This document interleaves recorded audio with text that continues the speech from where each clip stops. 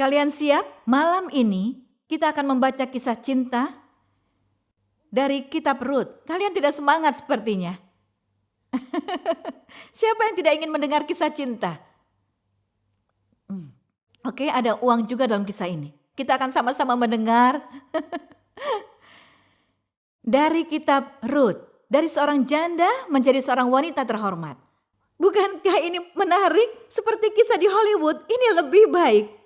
Seperti drama seri, tapi ini lebih baik. Saya berharap punya uang yang banyak untuk membuat kisah Alkitab dari Kejadian sampai Wahyu, setiap ceritanya ke dalam sebuah film. Kita mungkin bisa menghasilkan 1000 film. Ini bukan tentang membuat film rohani, tapi ini tentang membuat film berkualitas tinggi. Jadi cerita yang luar biasa tentang kuasa, kesetiaan, dan juga tentang kesatuan hati. Memilih untuk menjadi seorang Yahudi dan anak Tuhan. Cerita Rut ini terjadi di masa para hakim-hakim. Saya senang membahasnya berdasarkan konteks. Ini terjadi di masa hakim-hakim. Semuanya berjalan ke selatan dan mereka berjalan ke utara. Diibaratkan. Dan 2 orang janda, mereka berdua berjalan menuju tanah perjanjian, Bethlehem. 3 pria meninggal dan ada 3 janda. Dan 2 di antaranya tinggal bersama. Kadang tragedi terjadi tanpa bisa kita duga. Dan semuanya itu membuat kita menjadi trauma. Semua tragedi itu sangat menghancurkan hati kita. Dan membuat jiwa kita terluka. Kadang bahkan ketika kita dikhianati dalam hubungan, membuat kita trauma. Perceraian membuat kita trauma. Kehilangan orang tua membuat kita trauma. Banyak hal yang terjadi dalam hidup kita, tragedi menyebabkan trauma. Tapi kabar baiknya bahwa dalam setiap tragedi, dalam setiap momen gelap ketika kita kembali pada Tuhan, Tuhan memulihkan kita. Ini adalah kisah pemulihan yang luar biasa. Sepertinya Tuhan sangat senang memberikan kisah seperti ini pada kita. Itu tidak selalu seperti habis gelap terbitlah terang. Habis malam muncullah pagi. Setelah setiap tangisan selalu ada kegembiraan dan sukacita. Selalu saja ada perbandingan. Kenapa Tuhan lakukan itu? Karena kita bisa belajar dari perbandingan. Jika tidak ada perbandingan, tidak bisa belajar. Jika kita selalu kaya, tidak ada cerita. Jika Anda selalu bahagia, tidak ada cerita. Jika Anda selalu sehat, tidak ada cerita. Anda tidak butuh Tuhan untuk apapun. Saya pernah menonton film dokumenter tentang pemain basket terkenal, sangat terkenal bersama dengan suami saya. Sudah lama. Orang ini sangat-sangat sombong, tapi dia bisa menghasilkan banyak uang waktu itu. Tapi ketika dia kecelakaan dan tidak bisa bermain lagi, dia menjadi pribadi yang sangat rendah hati. Kadang tragedi Tuhan izinkan terjadi bukan untuk membuat kita lebih buruk, tapi membuat kita jauh lebih baik. Tapi banyak orang ketika mereka memiliki mental korban, mereka merasa hidupnya selalu penuh tragedi. Kita bicara tentang 2 wanita berani. Terlepas apapun yang mereka alami dalam hidup mereka, mereka berjalan ke arah yang berbeda dan memposisikan ulang diri mereka untuk menerima berkat dan panggilan ilahi dari Tuhan. Ketika seakan tidak ada jalan, Tuhan buka jalan. 2 lebih baik dari 1. Dan Naomi membuat perjanjian dengan Rut. Dan Rut pergi bersamanya. Kami membaca kitab Rut saat Safot. Saat di mana Tuhan memberikan hukum Taurat. Dan para ahli penafsir kitab yang membaca tulisan Palestina abad ke-8 ini, serta para rabi menemukan beberapa alasan mengapa Rut dan Safot saling terhubung. Waktu menuai, hari turunnya kitab Taurat dan penggambarannya dalam hidup Rut dan Daud. Dan keturunan Rut meninggal pada hari Safot. Dan ini kitab yang menyenangkan dalam musim sukacita. Kita melihat gambaran pemulihan dan penebusan di sini. Dia adalah Boas. Butuh pemulihan. Dia adalah Boas. Boas tergambar seperti Yesus Kristus yang menjadi seorang penebus. Boas tergambar seperti Yesus dan Rut tergambar sebagai gereja mempelai Kristus. Seorang penebus yang menebus untuk pihak yang lebih lemah atas hak keturunan, tanah, warisan, dan wilayah. Awalnya, kerabat Boas yang memenuhi persyaratan untuk bisa menebus pihak Rut, Imamat 25 ayat 25-26. Dan kita baca di Rut 1 ayat 1, pada zaman para hakim memerintah ada kelaparan di tanah Israel. Lalu pergilah seorang dari Betlehem Yehuda beserta istrinya dan kedua anak laki-laki ke daerah Moab untuk menetap di sana sebagai orang asing. Di dalam cerita ini ada 3 tokoh utama, yaitu Naomi, Rut, dan Boas. Naomi artinya kesukaan atau kebahagiaan, Rut artinya persahabatan atau bersahabat, dan Boas artinya tangkas. Ini semua berbicara tentang kuasa, perjanjian, dan perlindungan. Bethlehem dalam bahasa Arab, Bait Lahem, yang berarti adalah rumah daging atau rumah roti. Luar biasa ketika dalam bahasa Arab artinya rumah daging. Dan dalam bahasa Ibrani artinya rumah roti. Dan Yesus berasal dari sana. Dia adalah roti hidup. Haleluya. Nama adalah hal penting bagi Tuhan. Setelah mereka menguburkan orang-orang yang mereka kasihi, mereka kembali lagi ke tempat mereka. Kadang kita akan kembali. Kadang kita akan kembali ke tempat kita berasal, hanya untuk mengetahui asal-usul kita. Agar kita tahu dari mana kita berasal, tahu siapa kita sebenarnya, kita butuh melakukan pencarian jiwa. Siapakah leluhur kita?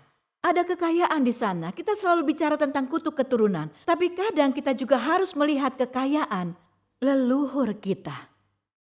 Sudah lama saya tidak ceritakan ini kepada saudara. Saya ingin bagikan. Keluarga saya di Turki, mereka berasal dari Kekaisaran Ottoman. Dan beberapa tahun yang lalu, ayah dan ibu saya, mereka mewariskan properti yang sangat banyak di Turki. Sangat-sangat mahal dan area yang sangat baik. Mungkin lebih mahal dari properti di New York, mungkin saja. Dan mereka mewariskan ratusan hektar. Ketika ayah saya membagikan daerah-daerah yang mereka miliki itu, ayah saya mengirimkan foto bangunan yang hancur di daerah itu. Ibu dan ayah saya memiliki sisi berbeda di Turki.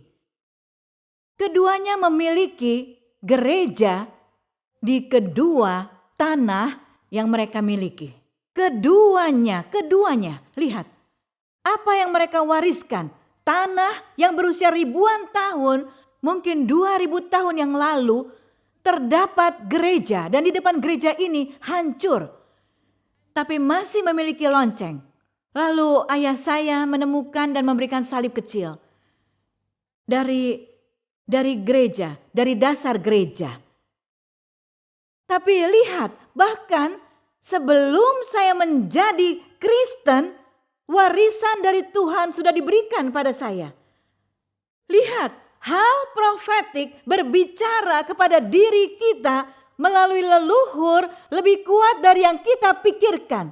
Coba bayangkan. Ada rencana besar yang mungkin tidak bisa Anda lihat karena Anda hanya melihat ayah dan ibu. Anda bisa melihat kakek atau nenek Anda juga. Anda melihat terlalu pendek.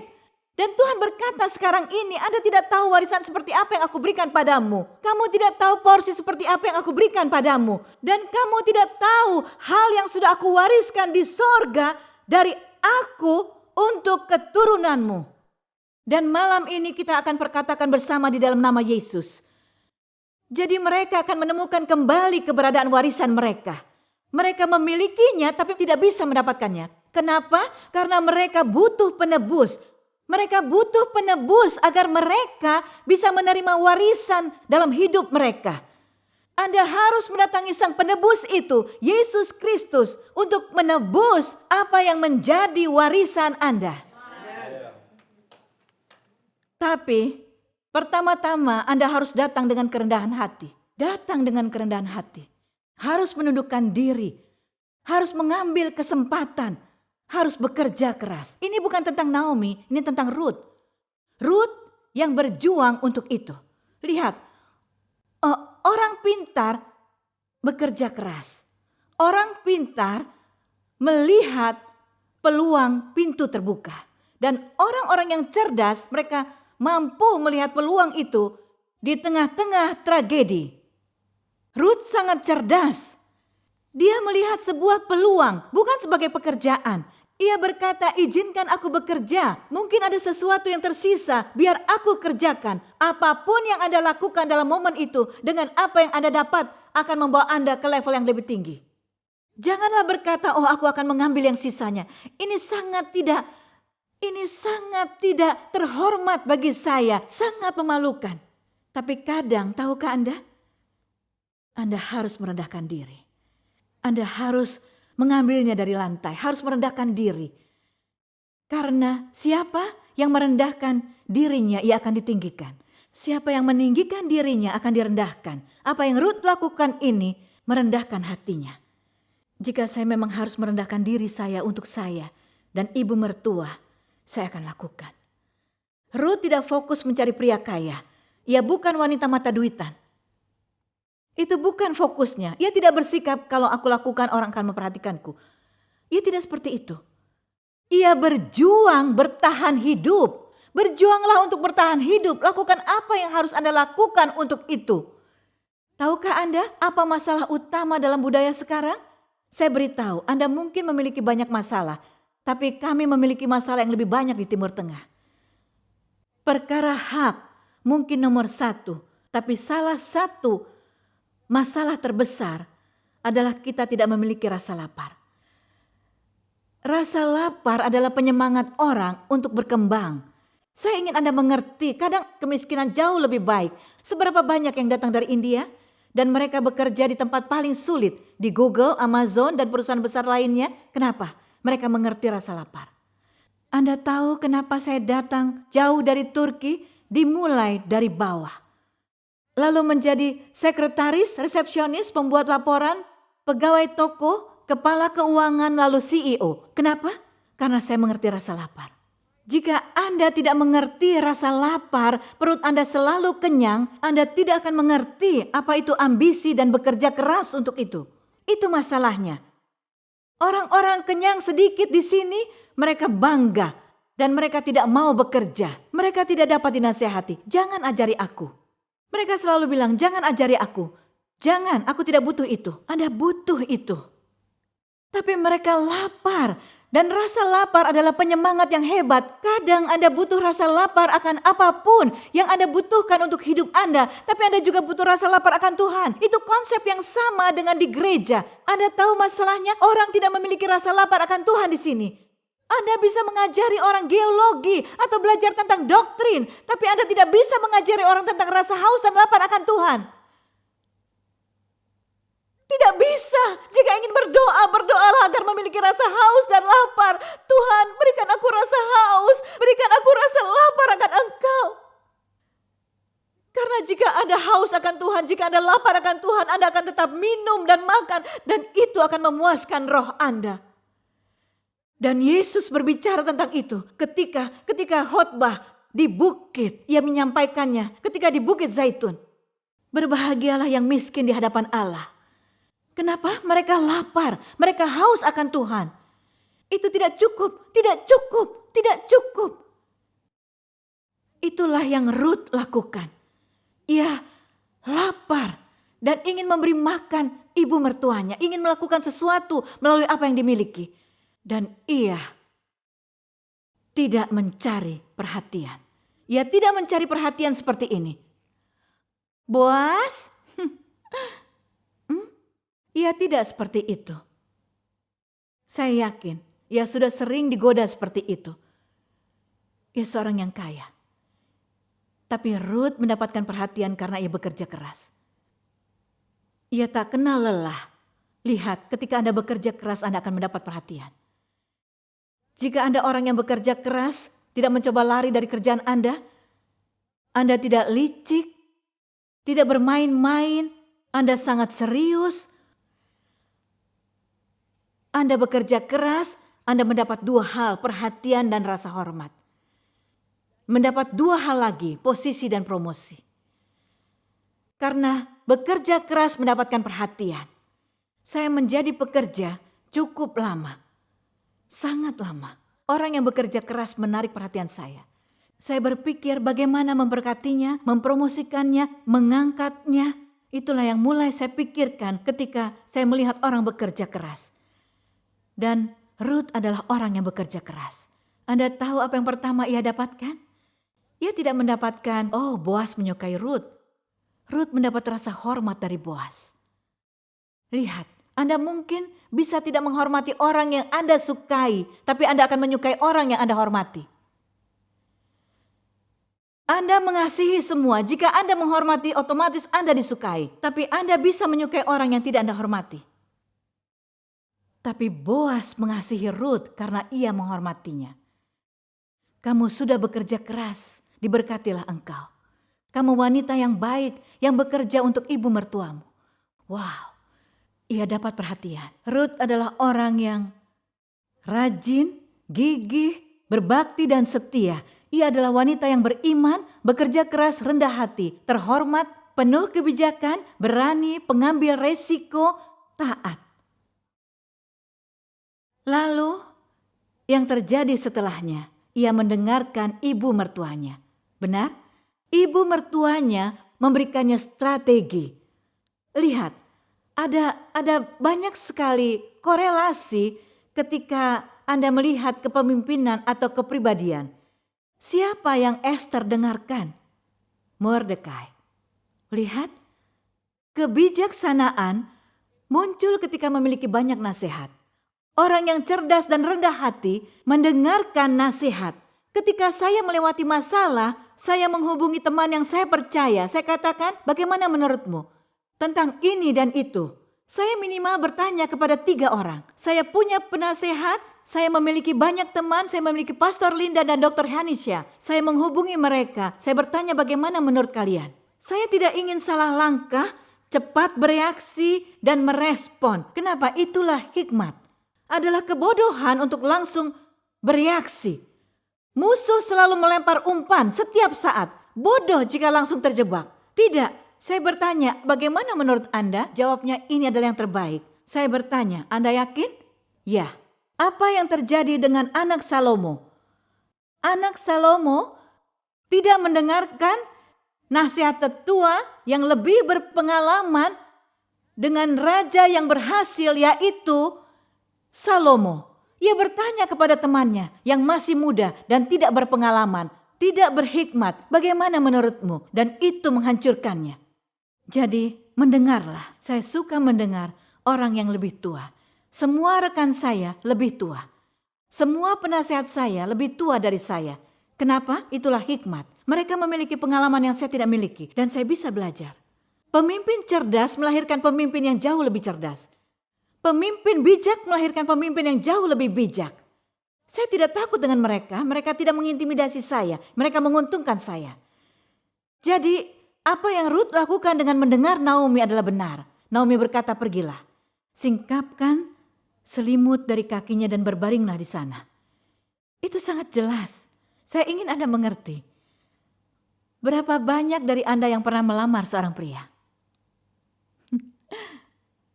Berapa orang yang pernah? Bahkan dalam kehidupan modern ini, benar? Budaya modern, di mana wanita lebih berani akhir-akhir ini. Saya bisa melihatnya. Mereka pergi berbincang dan mengungkapkan apa yang mereka rasakan. Tetap saya orang lama, saya tidak percaya itu. Tidak percaya wanita harus melamar laki-laki. Maaf hakimi saya, tapi saya pikir itu adalah tugas pria untuk berlutut dan untuk melamar. Iya, ia harus ia harus benar-benar berusaha untuk mendapatkannya. Setiap wanita berhak mendapatkannya. Oke? Jangan hakimi saya, Anda Kristen. Jadi, Anda punya cerita yang saya tidak pernah dengar. Anda perlu membagikannya kepada saya dan Ashton. Karena ia tertawa seakan ia menerima pewahyuan. Jadi, sangat luar biasa karena Ruth akan melamar Boaz. Ia melamar dengan bahasa mereka, bukan dengan bahasa yang cukup jelas. Anda harus mengerti, ini bukan lamaran di mana wanitanya sangat agresif, sangat bebas, wanita murahan. Dia adalah pertama-tama ia melakukan ini karena ketaatannya kepada ibu mertuanya. Dan yang kedua, ia melakukannya dengan kerendahan hati. Ya, itu benar. Saya yakin Anda pasti bisa merasakannya. Bisa Anda rasakan? Ia seorang Moab. Ia seorang Moab. Ia tidak layak. Harusnya ia tidak makan bersamanya.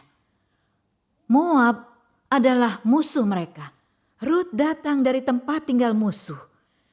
Dan Ruth pergi menuju tenda Boaz. Ia berbaring di kakinya. Ia mendatangi tenda Boaz untuk melamarnya. Kenapa? Seakan ia berkata, saya butuh perlindungan. Saya butuh perlindungan. Butuh pertolongan. Ruth menyukai Boaz karena kebaikannya. Karena Boaz berkata kepada semua pekerja pria, jangan sentuh wanita itu. Ia melindungi Ruth. Ruth membutuhkan perlindungan. Ia butuh rasa aman. Ia butuh perlindungan itu. Dan ia pergi kepada Boaz. Dan ia punya perasaan. Jika ia tidak memilikinya, ia tidak akan melakukan itu. Tidak ada yang mendorong seseorang melakukan itu. Lalu pagi harinya, Boaz membuka mata. Ruth ada di sana. Ia terkejut, apa yang kamu lakukan di sini? Tapi ia terkagum. Ia kagum. Dan benar-benar tersanjung dengan tindakan Ruth. Kenapa kamu di sini? Baik, biarkan aku lakukan sesuatu. Lihat, ia pria yang berintegritas. Ia bisa mendapatkan keuntungan dari Ruth. Ruth tidak memiliki apa-apa. Ia miskin, tidak memiliki pelindung. Tidak. Baiklah katanya. Iya, aku mendapatkan pesannya, aku mendapatkan memonya. Sekarang aku akan mengikuti perintahnya. Kita lihat seorang pria dan juga wanita yang terhormat dan mereka mengikuti perintah. Lihat, mereka yang tidak menghormati kepala akan selalu bertemu dengan ekor. Jika Anda tidak tahu cara menghormati kepala, Anda akan menjadi ekor. Tapi ketika Anda menghormati kepala, ketika Anda menghormati otoritas, Anda akan memiliki otoritas. Dan itulah mengapa Ruth mendapatkan kebaikan Tuhan dalam hidupnya. Ia berkata, aku akan bicara kepada teman yang bisa menebusmu. Dan ia berkata, tidak, aku tidak bisa menjadikannya istriku. Kamulah yang mengambilnya, kamu yang menebusnya. Dan akhirnya Boaz menikahinya. Dan mereka memiliki anak. Lihat, dua buah keuntungan. Maksud saya, lihat Naomi yang menjadi nenek dari anak Boaz. Lihat apa yang terjadi, semua warisan mereka akhirnya terbuka. Semua paket berkat-berkat itu terbuka dengan sebuah ketaatan. Paket dibuka. Tuhan berkata, kamu punya paket. Kamu punya paket. Bukan satu hal, dua hal, atau tiga hal. Setiap berkat dalam hidupmu berhubungan satu dengan yang lainnya. Jika Anda ikut arahan, pewahyuan, dan instruksi. Yang terjadi adalah Yesus hadir dari rahim orang Moab. Buka Matius pasal 1, kronologi Yesus Kristus. Ada 5 wanita di sana dan Ruth adalah salah satunya. Wanita Moab dari tempat musuh. Wanita itu menjadi buyut dari Daud. Benar, dan Yesus lahir dari garis keturunan itu. Bukankah itu hebat? Dan mereka memiliki anak. Dan Naomi dipulihkan. Ruth dipulihkan. Jadi hari ini kita akan berdoa. Alkitab sangat indah, bukan? Saya sangat mencintai firman Tuhan. Jadi hari ini kita akan berdoa kepada Tuhan untuk membuka paket berkat Anda. Saya akan berdoa untuk Anda dan Anda bisa maju ke depan altar. Apapun paket berkat untuk Anda tidak akan kehilangan paket itu. Tidak peduli jika sekitar Anda negatif atau apapun suara yang kita dengar, apapun masa lalu Anda dan keadaan yang Anda alami dalam hidup Anda, tidak masalah. Jadilah seperti Naomi dan Ruth. Jika Anda menaati Tuhan, jika Anda mengikuti arahan Tuhan, dan Tuhan berkata, "Aku akan membuka agenda surga untuk hidupmu." Pernahkah Anda mendengar seorang wanita yang sebelumnya beragama lain memulai sebuah gereja di Amerika? Isaac Abla yang sebelumnya beragama lain menjadi penginjil Kristen baru-baru ini memulai sebuah gereja di Amerika. Bertahun-tahun Isaac Abla menjangkau dunia agama lain dengan kasih Kristus melalui program televisi dan media sosial. Program TV Isaac disiarkan di lebih dari 200 negara di 6 benua dan memiliki pengikut Facebook sebesar 7 juta orang. 2016, Isaac memulai pelayanan gereja virtual Dream Church yang disiarkan secara langsung di Facebook Live, di mana semua bahasa, suku, dan bangsa bersatu dalam kasih Tuhan. Di seluruh dunia, orang dari berbagai negara menyaksikan pelayanan mereka dan diberkati oleh mereka dan tim. Sekarang Dream Church ditayangkan di Mesir, Irak, Afghanistan, Arab Saudi, Pakistan, India, Kenya, Inggris, Jerman, Swedia, Amerika, Kanada, Amerika Latin, dan masih banyak lagi. Saat ini Isaac menerima panggilan Tuhan untuk mengembangkan Dream Church, bukan hanya menjadi pelayanan online, tapi gereja sungguhan di Virginia Beach, Virginia. Tuhan mulai memanggil saya, aku memiliki mimpi untukmu. Dan aku akan membawamu ke tempat yang tidak pernah kamu pikirkan. Wanita yang sebelumnya beragama lain membangun gereja di Amerika. Itu luar biasa. Tapi yang saya ingin tahu, visi dan mimpi untuk Dream Church ini berasal dari mana? Orang-orang mulai menulis kepada kami dari Afghanistan, Arab Saudi, dari Irak, dan berbagai negara. Mereka berkata, saya tidak terpenuhi di sini, atau saya tidak bisa ke gereja karena saya berada di lingkungan agama lain yang radikal. Orang-orang berkata, ini gerejaku, ini gereja impianku. Dan kami memulainya secara virtual. Lalu Tuhan memanggil saya untuk mengubah gereja virtual menjadi gereja sungguhan. Aku ingin engkau memperlengkapi umatku. Aku ingin engkau membangun tentara Allah. Aku ingin engkau memberitahu siapa mereka di mataku. Ini adalah sesuatu yang tumbuh dan sesuatu yang menyebar luas. Apa yang Tuhan mau adalah umatnya merasakan kasih. Saya suka itu, kebebasan itu. Karena saya sudah lihat beberapa ibadah online yang isinya tentang kebebasan, sukacita, cara-cara kita melihat Tuhan bergerak di gereja. Visi kami adalah memperlengkapi orang dan mengaktifasi orang. Malam ini Tuhan ingin mengungkapkan identitas kita. Karena banyak orang yang duduk di sini dengan potensi, tapi mereka kehilangan diri mereka. Lebih besar lagi, kami bergerak untuk kebangkitan rohani. Kami berdoa untuk kebangkitan dan kebangunan rohani. Apa mimpi Anda untuk Dream Church? Mimpi saya adalah semua orang hadir dan merasakan kasih Tuhan. Mereka merasa bagaikan bagian dari keluarga Allah. Dan mimpi saya untuk Dream Church adalah agar api kebangkitan rohani menyala di bangsa-bangsa. Saya perkatakan, malam ini bersama Dream Church, mimpi Anda akan terpenuhi dalam nama Yesus Kristus. Saya perkatakan malam hari ini, Anda tidak akan menjadi yang terbawah. Anda tidak akan menjadi kedua terbaik. Anda harus tahu bahwa Anda adalah pilihan utama Tuhan.